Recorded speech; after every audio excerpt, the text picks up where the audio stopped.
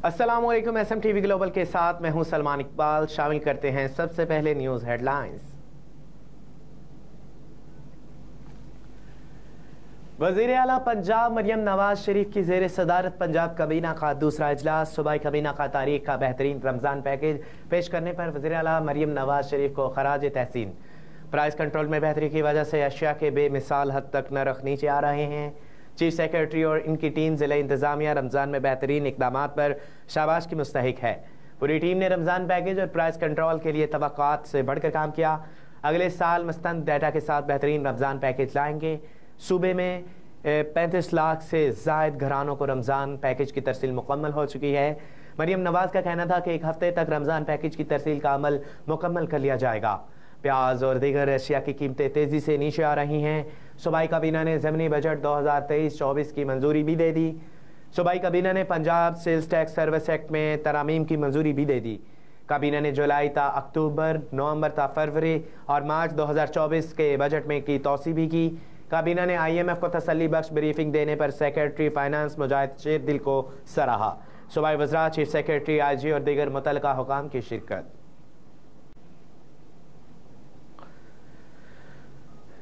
Germany में चाकू के वार से कत्ल पाकिस्तान का जज्दे खाकी कराची पहुंचा दिया गया। जर्मनी में कत्ल किए गए पाकिस्तानी निजात जर्मनी शहरी फ़हीमुद्दीन की मैयत कराची पहुंचा दी गई। चंद रोज़ कबल जर्मनी की जनूबी रियासत बादन वर्टनबर्ग के शहर ओलम में जुनूनी मुकामी बाशिंदे ने पाकिस्तानी निजात जर्मन शहरी के घर में दाखिल होकर अहले खाना पर चाकू से हमला कर दिया था। हमले के नतीजे में 58 साला पाकिस्तानी निजात फ़हीमुद्दीन मौका पर जहाँ भाग और जबकि उनकी अहलिया और उनकी 13 साला बेटी शदीद जख्मी हो गए थे, जिन्हें तिबी इमदाद के लिए अस्पताल मुंतकिल कर दिया गया।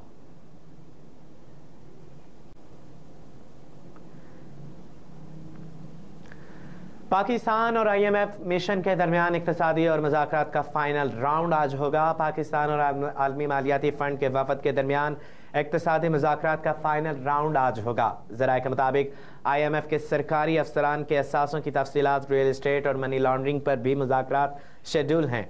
वफ़द के साथ पेंशन्स और वेजेस, क्लाइमेट फाइनेंसिंग और मॉनेटरी पॉलिसी और आइंदा बजट पर भी मुज़ाकरात होंगे। ज़राए का बताना है कि IMF वफ़द सूबों के साथ fiscal operation, debt, commodity scheme पर मुज़ाकरात करेगा। वक्त माशी टीम से health and education spending, revenue इक़दाम पर मुज़ाकरात करेगा।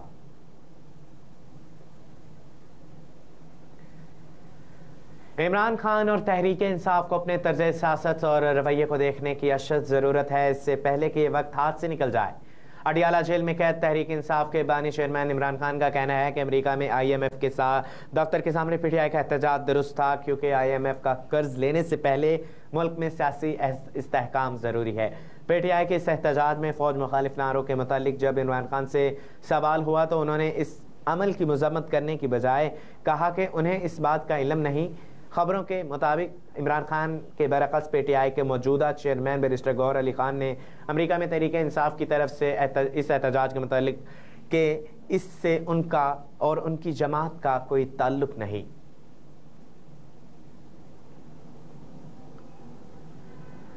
सुप्रीम कोर्ट का बलोचिस्तान के हल्का PB 50 किला अब्दुल्ला में दोबारा इलेक्शन कराने का हुक्म। चीफ जस्टिस पाकिस्तान काजी फायज ईसा की सरबराही में 3 रुकनी बेंच ने PB 50 किला अब्दुल्ला के इलेक्शन से मुतालिक दरख्वास्त पर समाअत की।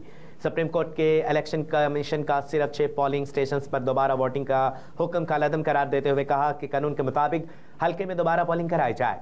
ANP के रहनुमा ज़मर्क खान के वकील ने कहा कि PB 50 के कई पोलिंग स्टेशन पर टर्न आउट गैर हकीकी था। तर्जमा, जिन पोलिंग स्टेशन में मेरा मुवक्किल कामयाब हुआ सिर्फ वहाँ रीपोलिंग का हुक्म दिया गया। ज़मर्क खान ने हलफ ही उठा लिया था। इलेक्शन कमीशन ने नोटिफिकेशन मुअत्तल कर दिया।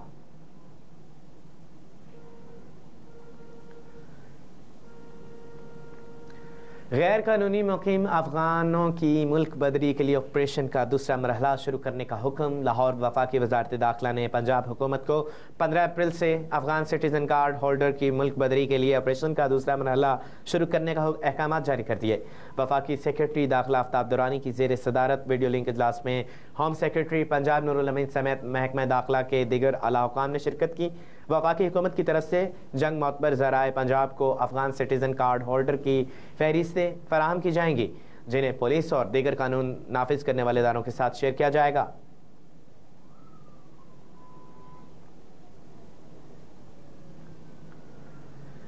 अस्करी क़यादत का 11वीं बरसी पर कौमी हीरो MM आलम को खराज तहसीन chairman joint chiefs of staff committee समेत अस्करी क़यादत ने 1965 की जंग के hero air commodore Mohammad Mahmood Alam और मारूफ MM आलम की 11वीं बरसी पर इन्हें खराज तहसीन पेश किया।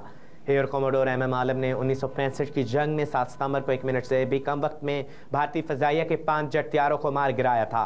एयर कोमोडोर MM आलम का 1 मिनट में 5 तैयारों को मार गिराने का रिकॉर्ड आज तक नाकाबिल तस्कीर रहा है।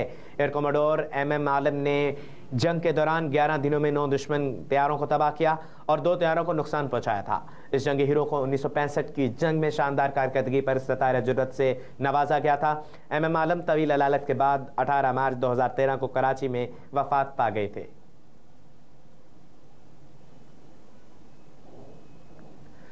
नवाज शरीफ को फारगो कैद करने वालों की साजिशों किरदारों से अदालत पूछिए, चलती मईशत को क्यों तबाह किया गया।